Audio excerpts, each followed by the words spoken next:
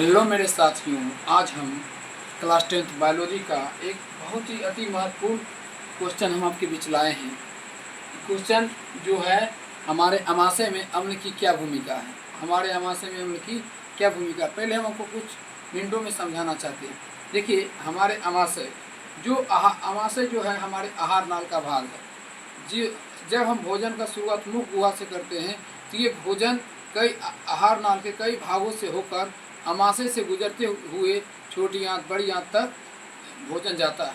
और जब भोजन अमाशय में जाता है तो अमाशय से हाइड्रोक्लोरिक अम्ल एक स्राव निकलता है, जो कि भोजन पर काम करता है। जैसे क्या काम करता है, भोजन के प्रोटीन पर काम करता है अलग रूप से, वसा पर अलग रूप से काम करता है।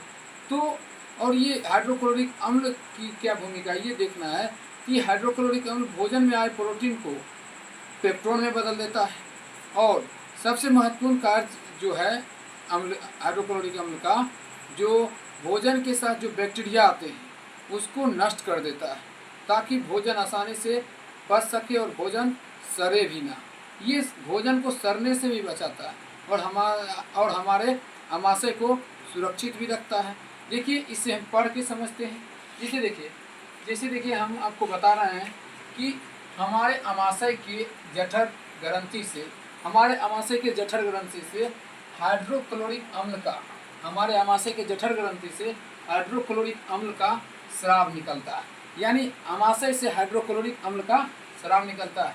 यह निष्क्रिय पेप्सिनोजेन को हाइड्रोक्लोरिक अम्ल जो निष्क्रिय पेप्सिनोजेन को सक्रिय पेप्सिन में बदल देता है, सक्रिय पेप्सिन नामक एंजाइम में बदल देता है। और यही एंजाइम भोजन पर कार्य करके भोजन के प्रोटीन पर कार्य करता है। ये सक्रिय पेप्सिन भोजन के प्रोटीन पर कार्य करता है और उसे पेप्टोन में बदल देता है।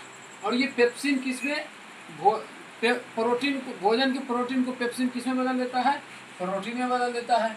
और यह भोजन के साथ आए जो हाइड्रोक्लोरिक अम्ल है, जो भोजन के साथ जो जीवाणु आता है उसको भी नष्ट कर देता है। और यह हमारे आमाशय को सुरक्षित भी रखता है।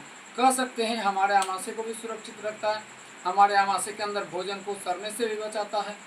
कुल मिलाकर ये इसका जवाब था। हमें आशा है कि आपको इसका जवाब सही ढंग से समझ में आया होगा।